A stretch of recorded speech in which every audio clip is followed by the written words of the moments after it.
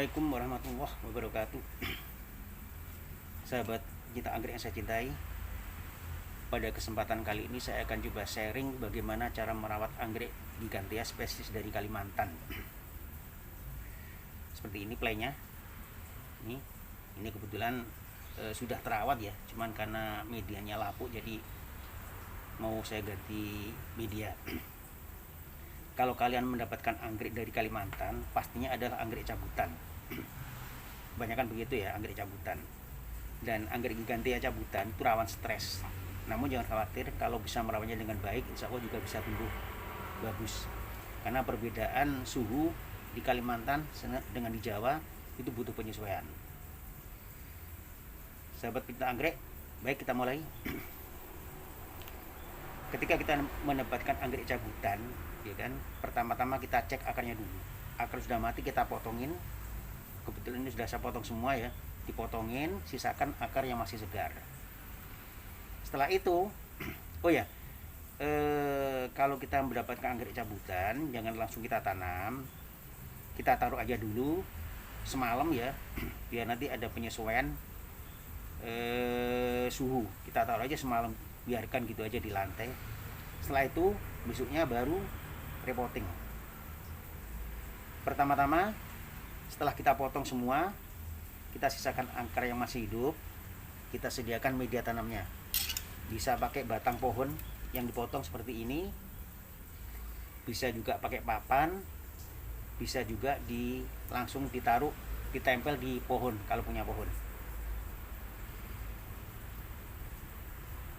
Yang perlu diketahui bahwa anggrek gigantea itu rawan sekali stres.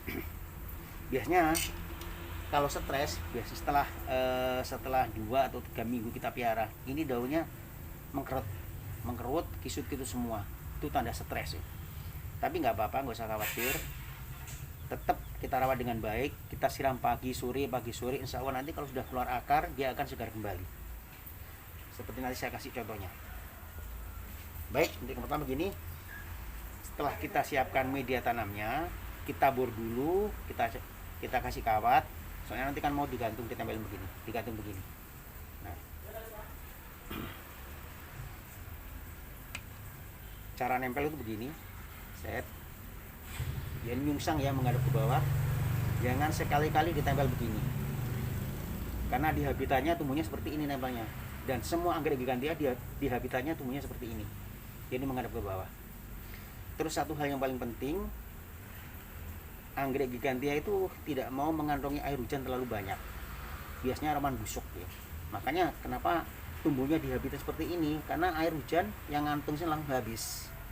Dan dari beberapa pengalaman saya ya, ketika saya salah naruh, entah miring atau agak ke atas dikit, dimana kalau hujan bisa nampung air hujan, itu berakibat busuk. Seperti ini ada anggrek lama sudah jadi, tapi karena pernah busuk.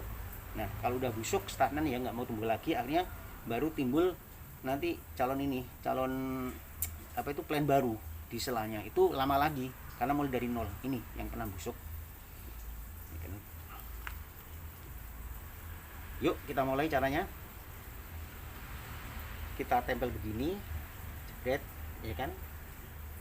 Posisi menghadap bawah. Setelah itu, untuk menjaga kelembapan akar, kita bungkus dengan kadaka. Ini sabut kadaka. Bisa juga langsung ditutup dengan mos putih ini.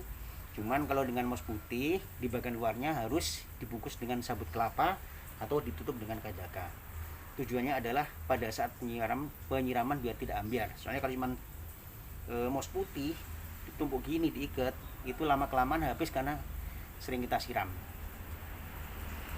Saya coba pakai kadaka ini kan ya, bungkus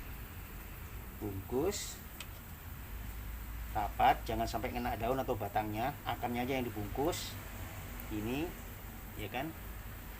Ini maksudnya adalah untuk menjaga agar akar tetap lembab. Nah, setelah itu saya kasih contoh seperti ini yang sudah jadi ya. Ini sudah kurang lebih 4 bulan ya, sudah jadi, akarnya sudah keluar. Ini sudah segar.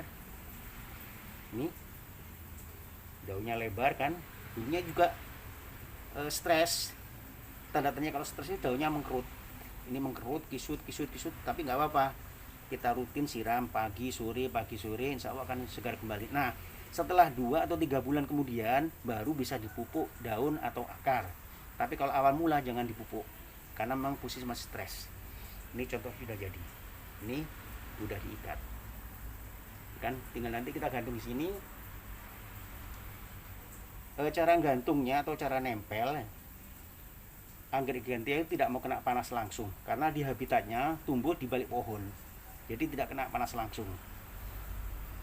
Dari beberapa pengalaman yang saya taruh kena panas langsung ternyata stagnan ya, tidak mau tumbuh dengan normal, bahkan artinya mati.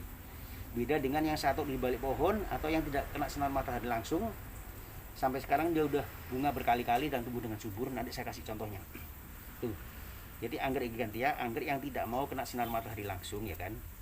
Kalau ada paranet lebih bagus, tapi kalau nggak punya atap paranet, taruh di bawah pohon atau diikat di pohonnya langsung, itu jauh lebih bagus.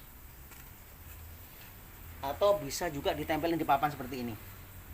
Ini contoh yang saya tempelin di papan. Ini sudah jadi, sudah tumbuh normal, bahkan panjang daun sudah mencapai 48 cm ya. Akarnya juga udah jadi, ini udah tumbuh kemana-mana ini. Nah ini sudah usia kurang lebih 4 atau 5 bulan ya, 4 bulanan lah. Ini sudah saya pupuk daun, pupuk akar, kan sudah menyesuaikan diri dengan lingkungan. Itu setelah itu baru kita tempel gini. Terus cara nempelnya, cari tempat yang kena udara langsung, jadi ada sirkulasi udara. Karena kalau tidak ya tetap aja, atau mungkin terlalu lembab, bisa saja nanti stagnan ya, nggak mau tumbuh dengan sehat. Jadi digantung di tempat yang udaranya bebas, kena udara langsung. Mungkin Anda bertanya, kalau hujan gimana? Hujan nggak apa-apa, justru anggrek gini kalau kena hujan semakin sehat, asalkan posisinya terbalik begini, jadi tidak mengantongi air hujan. Karena apa? Air hujan itu tingkat keasamannya tinggi, dan anggrek ini tidak mau dengan keasaman sangat tinggi, mudah busuk. Nah kalau udah busuk sulit untuk dinormalkan lagi sudah. Itu sahabat cinta anggrek yang dapat saya sampaikan. Mudah-mudahan ini bermanfaat, dan nanti berikutnya akan kami juga untuk sharing anggrek-anggrek yang lain. Kebetulan saya salah satu pecinta anggrek spesies ya. Namun banyak yang dari Kalimantan karena saya 8 tahun di Kalimantan dan sekarang sudah di Jawa. Itu yang dapat saya sharingkan. Terima kasih, mudah-mudahan bermanfaat. Wassalamualaikum warahmatullahi wabarakatuh.